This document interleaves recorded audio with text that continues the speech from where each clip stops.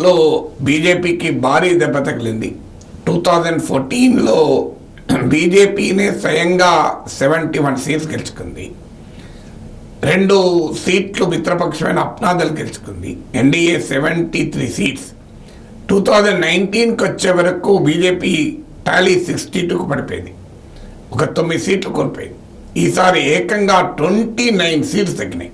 33కి BJP Tally పడిపోయింది. అంటే 62 స్థానాలు 2019లో గెలుచుకుంటే ఈ ఎన్నికల్లో 33 మాత్రమే గెలుచుకుంది. అందులో సమాజ్వాదీ పార్టీకి వచ్చిన సీట్లు కన్నా కూడా తక్కువ వచ్చాయి. ఎస్పీకి 37 వస్తే బీజేపీకి 33 వచ్చాయి, 4 తక్కువ వచ్చాయి. అందులో మోడీ మెజారిటీ భారీగా పడిపోయింది. 4,79,000 నుంచి 1,52,000 పడిపోయింది. సో మోడీ మెజారిటీ 3 లక్షలకు పైగా పడిపోయింది. స్మృతి ఇరానీ అమేథీలో ఓడిపోయింది. మనేకా గాంధీ ఓడిపోయింది. 2 కేంద్ర మంత్రులు ఓడిపోవడం. అందులో రామాలయము నిర్మాణం అనేది దేశంలో బీజేపీ దేశమంతా ప్రచారం చేసుకుంది. కానీ ఫైజాబాద్లో అంటే అయోధ్య టెంపుల్ ఉన్న నియోజకవర్గంలో బీజేపీ ఓడిపోయింది. సమాజ్వాదీ పార్టీ గెలిచింది. సో ఈ పరిణామాలు ఎందుకు కలిగినట్లు, ఇంత భారీ దెబ్బ ఎందుకు తగిలింది? సో ఉత్తరప్రదేశ్లో భారీ దెబ్బ తగలడం వల్లనే బీజేపీకి సొంతగా మెజార్టీ రాలే. 272 మ్యాజిక్ ఫిగర్ అయితే 240 వచ్చాయి.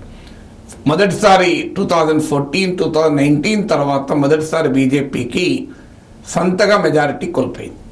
దీనికి ప్రధానంగా 6 కారణాలు, 6 రీజన్స్.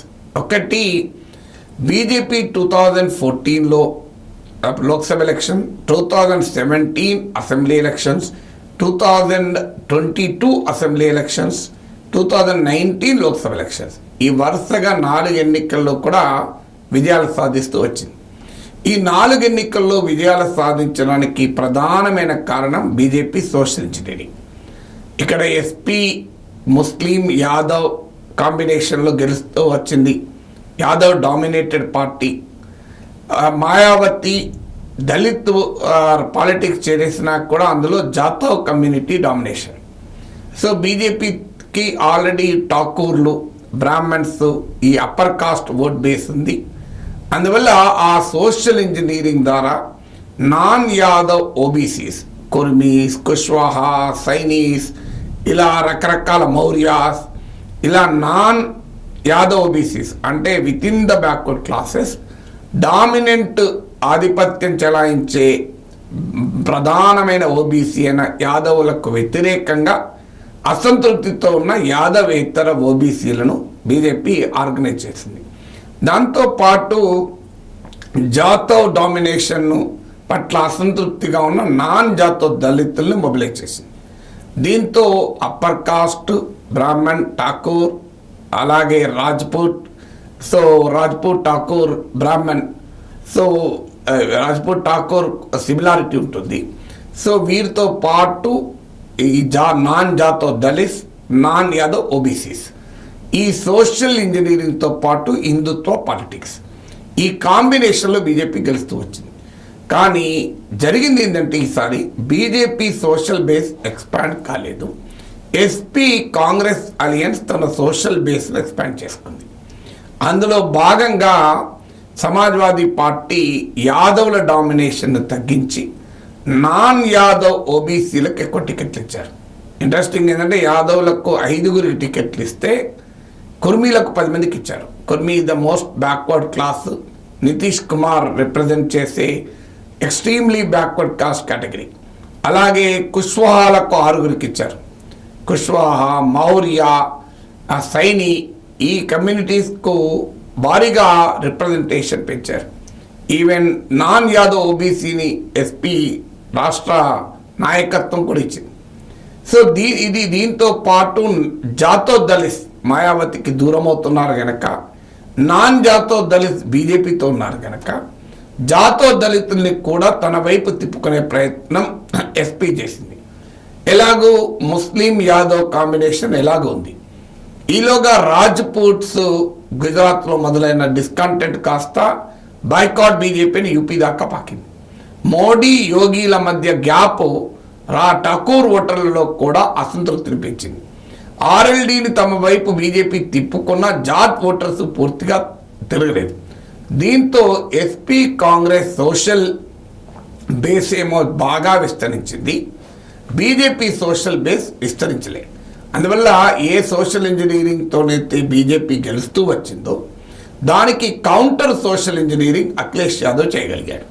అందుకే ఇవాళ అఖిలేష్ యాదవ్ ఒక 37 సీట్స్ వస్తే బీజేపీకి 33 వచ్చాయి. ఇది మొదటి కారణం. రెండో కారణం, బీజేపీ అభ్యర్థుల ఎంపిక టెక్నోక్రాటిక్గా జరిగింది. అంటే సర్వే సంస్థలు వాళ్ళు ఇచ్చిన ఫీడ్బ్యాక్తో జాతీయ నాయకత్వం కూర్చొని స్థానిక నాయకులతో సంబంధాలు లేకుండా అభ్యర్థులు ఎంపిక చేశారు. ఈ అభ్యర్థుల ఎంపిక పట్ల బీజేపీ కార్యకర్తల్లో తీవ్రమైన అసంతృప్తి. అనేక నియోజకవర్గాల్లో కార్యకర్తలు కోరుకోని, కార్యకర్తలు ఆశించినటువంటి వారు అభ్యర్థులయ్యారు. ఇది రెండవ పరిణామం. మూడవ పరిణామం ఏంటి అంటే ఆర్ఎస్ఎస్కు బీజేపీకి మధ్య కూడా ఒక డిస్కనెక్ట్. సో ఆర్ఎస్ఎస్ కార్యకర్తలు 2014, 2019 లోక్సభ ఎలక్షన్స్, 2017, 2022 అసెంబ్లీ ఎలక్షన్స్లో పనిచేసినంత ఉత్సాహంగా పనిచేయలేదు. ఈసారి అది మూడో ఫ్యాక్టర్. నాలుగో ఫ్యాక్టర్ ఏంటి అంటే అగ్నివీర్ స్కీమ్ పట్ల, పేపర్ లీకేజీల పట్ల యూత్లోను అలాగే విద్యార్థుల్లోనూ కూడా తీవ్రమైనటువంటి వ్యతిరేకత వ్యక్తమైంది. ఐదో ఫ్యాక్టర్ ఏంటంటే స్థానికంగా ఎమ్మెల్యేల పట్ల తీవ్ర అసంతృప్తి ఉంది, స్థానిక బీజేపీ నేతల పట్ల తీవ్ర అసంతృప్తి ఉంది. ఈ డిస్కనెక్ట్ చాలా క్లియర్గా కనబడుతున్నా కూడా జాతీయ నాయకత్వం పట్టించుకోలేదు. మోడీ మ్యాజిక్ పనిచేస్తుంది అనేటువంటి Modi centred campaign, Modi guarantee పనిచేస్తుంది అనే భావనలో ఉన్నారు. అది క్షేత్రస్థాయిలో దెబ్బతీసింది. ఆరవది పార్టీ ఆర్గనైజేషన్. బీజేపీకి ఉన్న మెయిన్ స్ట్రెంతే పార్టీ ఆర్గనైజేషన్. ఆ పార్టీ ఆర్గనైజేషన్ను వీక్ అయిపోయింది. పార్టీ ఆర్గనైజేషన్ స్థానంలో గవర్నమెంట్ మిషనరీ మొదలైంది. ఇప్పుడు ఒక ఈవెంట్ జరపాలన్నా, ఒక కార్యక్రమం బహిరంగ సభ జరపాలన్నా పార్టీ మిషనరీ కన్నా గవర్నమెంట్ మిషనరీ పైన ఆధారపడడం మొదలైంది బీజేపీ. ఉదాహరణ రేషన్ షాప్ డీలర్లను ఉపయోగించుకోవడం, విలేజ్ ప్రధాన్స్ను ఉపయోగించుకోవడం, తద్వారా మొబిలైజేషన్ చేయడం. సో బీజేపీ కార్యకర్తలు ఉత్సాహవంతంగా పాల్గొనే సభల కన్నా పేడ్ క్రౌడ్స్ ఇతర పార్టీల్లో ఉండే లక్షణం బీజేపీలో కూడా మొదలైంది. సో ఈ 6 రీజన్స్ వల్ల యూపీలో బీజేపీ భారీగా దెబ్బతిన్నది.